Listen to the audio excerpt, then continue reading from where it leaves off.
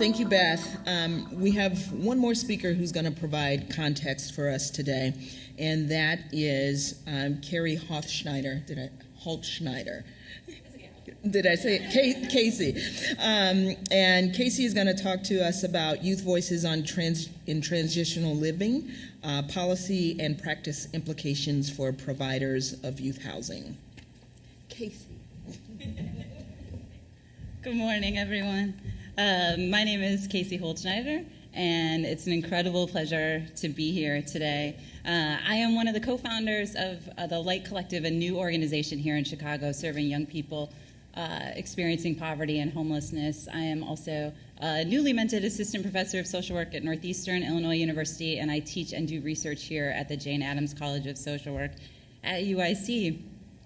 Tracy and Kim asked me here today to talk to you a little bit about my dissertation research, and I'm very grateful for that opportunity, and I hope that some of the things that I found out from young people during that research will be of use to us as we move through this next day and a half.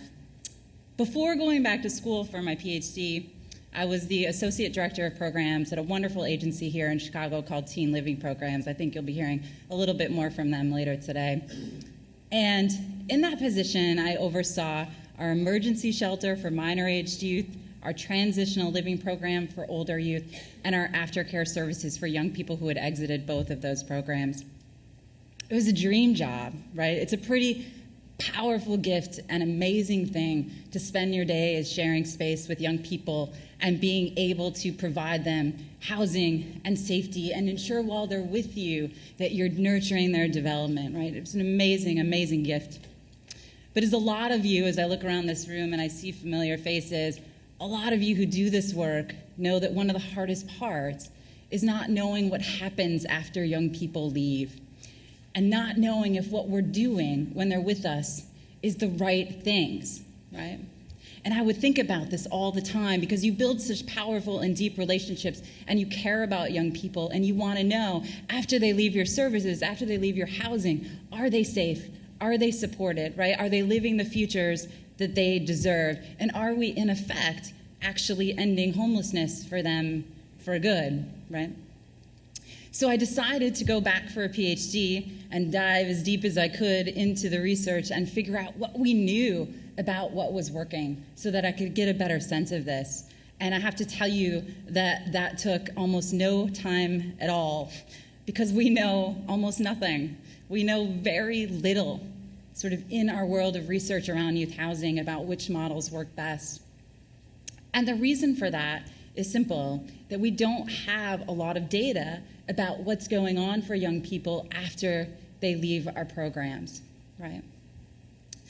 And what's important, sort of this is why I wanted to design this study, I'm going to tell you a little bit about some of the findings, was to do this, right? To answer this gap, to sort of dive in there and figure out what was going on for young people after they left, and what did they think was most important, was most helpful about the services that they had received while they were in housing.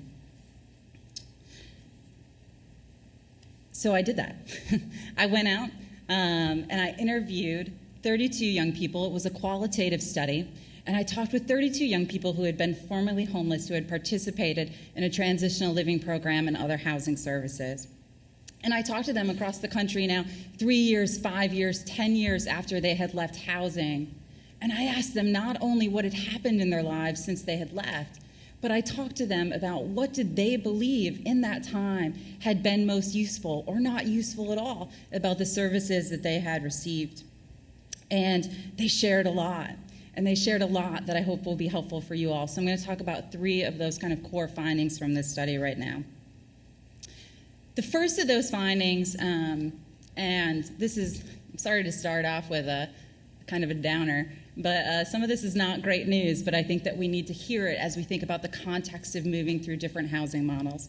The first of these findings, for this particular group of young people that I talked to, right, these 32 young people, we were not, in fact, ending their homelessness for good.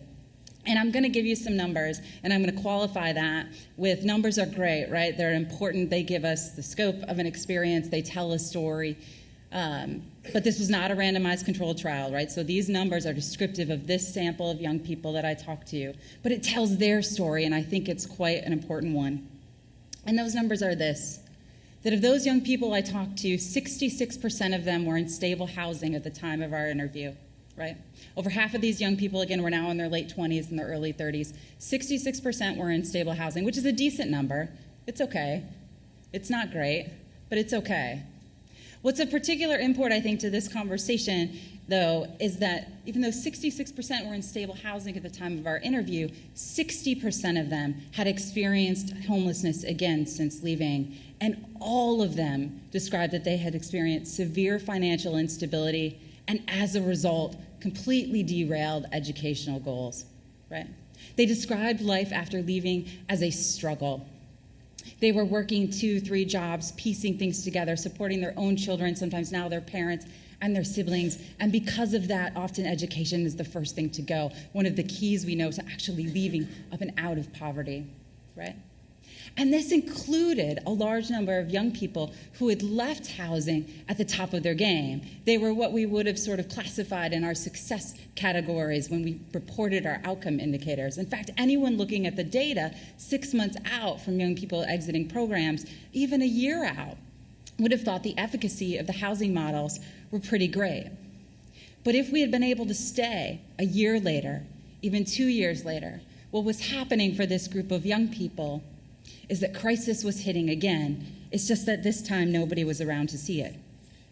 And this was heartbreaking every time that young people told me this, but it makes complete sense if we're honest about sort of the state of our country right now, and I think it provides some context I hope we sort of consider as we move through this. Young people were leaving our programs and moving back out into a world that was not necessarily set up for them to succeed. In particular, this group of young people that I talked to, 94% identified as youth of color, and they were headed back out into a world of structural violence, a world where they are systematically excluded, right, from livable wage employment, from affordable housing, from resource-rich communities. If we're truly invested in ending homelessness, we must not only provide support for young people in the here and now, which is why I think we're here today to figure out how to do that, right? But we must also keep in mind that we have to be working to change these larger structures, because otherwise we're going to keep spinning our wheels. This is the first finding I wanted to share.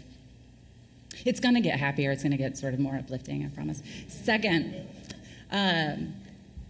this is also kind of a downer. Of the young people I talked to, I learned from them that often we were setting them up to believe that these subsequent episodes of crisis were somehow their fault, right? That they had failed, that they had screwed up. When I would hear from them and things had been pretty tough since they left, and I would say, well, you still knew people there, and I was there, and why didn't you come back and ask for support? And a few of them would tell me, Casey, it's because I felt embarrassed. I felt ashamed. I had left at the top of my game. I had accomplished all of these things, right? And here I was now back where I had started again. They felt like they had done something wrong. And we use language in this field. In fact, we institutionalize it through our legislation, and that is around young people needing to achieve self-sufficiency and independence. And certainly young people need to be able to support themselves, right? And that sort of definition of independence is beautiful, right? Support themselves and their families, learn skills required to navigate employment, education, and tenancy.